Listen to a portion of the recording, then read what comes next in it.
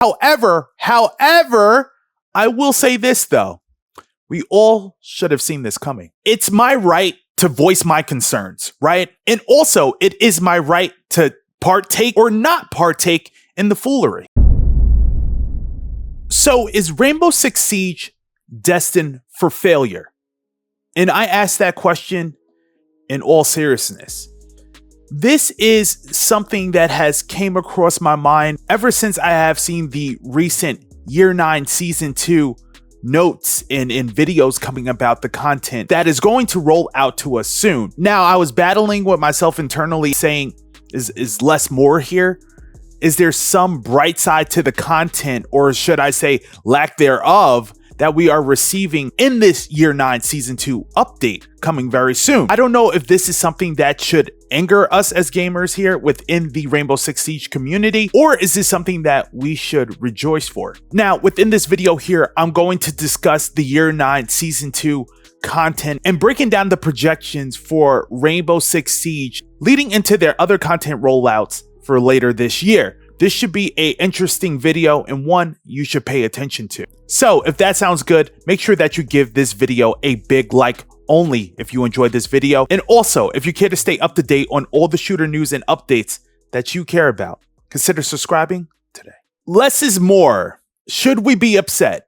Should we really have our pitchforks right now in this very instance, since we are said to be getting these reworks of the recruits, right? We're going to be receiving Striker and Sentry essentially to the Rainbow Six Siege operator roster, and we're supposed to be happy about this, right? This is supposed to be something that satisfies this community for the time being. But I don't know. I just don't know how the community is feeling about this update that is soon to hit us here. And to be very honest with you, the reception seems very lukewarm. It seems as though gamers don't even care about this update like that, to be very honest with you.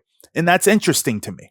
We are to be getting a Stadium Brava rework, right? We are also getting a Fenrir Elite skin. And also on top of that, we are receiving a rework of Fenrir and Solus. Now, those are welcome to me. Now, one thing that was mentioned within this presentation of the Year 9 Season 2 update here was the Siege membership. And this here could get a little tricky. Now, some gamers might think this is cool. Other gamers might be upset with what they have seen here. So essentially, guys, you'll be able to support the development of Rainbow Six Siege via having a monthly subscription. Now, me personally, this doesn't move the needle for me one way or another. I have to see how I feel personally, because I buy stupid things in games. You guys know me. I like, sometimes I'm in, sometimes I'm not. It depends how I feel.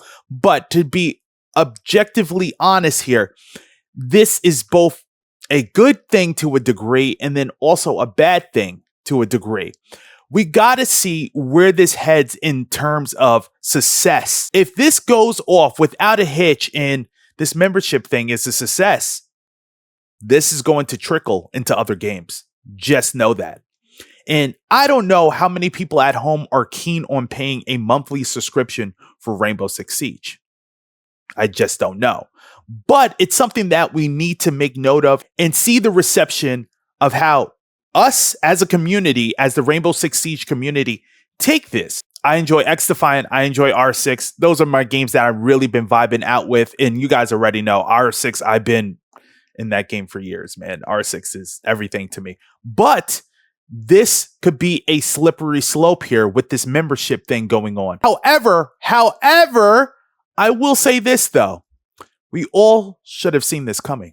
Now you're like, Abel, what are you saying? See this coming? How is a monthly membership for Rainbow Six Siege a thing and something that we should have seen coming? Well, pretty simple. If you see how business is done in the video games industry, they're always looking for new ways to innovate and get money out of you and I. And this is one of those tricks here. This is something new that's proposed to earn Ubisoft a little bit more money on top of what they're getting, okay? Now, this could be considered corporate greed, and in most instances it is, or this could just be a Smart business tactic from Ubisoft. However you want to label it, it is what it is. They're trying to get more money out of you and I. Now, keep in mind, if this goes off without a hitch, this will spread throughout Ubisoft games. Okay? And as the industry watches, they will also take note of what Ubisoft is doing too, and might introduce their own rendition of the Siege membership into other said games for other companies, and things just spread like that. This could be something that we really don't want to happen. But again, this is something new. This is something that I'm willing to see how it rolls out for people. Again, I may not partake or I may will, but I'm ready to see what happens here. And I got this under a close microscope. So to put this very, very simple, it's my right to voice my concerns, right? And also it is my right to partake or not partake in the foolery. Which door do you walk through?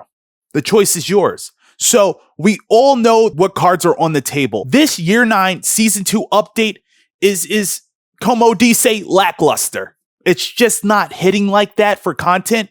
But it's a solid update to some degree because we get some balancing and some things worked out on the technical front, but nothing far as content that we're really clamoring for. You know, that Fenrir Elite skin, however, does look fly, but I don't know. Now, partaking in the Siege membership is all up to you at home. Is Rainbow Six Siege doomed from this edition of the Siege membership to its game? I don't know. I can't make that call just yet, but it's something to keep an eye on nonetheless, because the reception of how this goes and how it's implemented in the game is going to mean everything for the user experience. Some people might be enticed to buy this membership for all the wrong reasons, and some gamers might just say, heck, this isn't my thing and I'm going to leave it alone.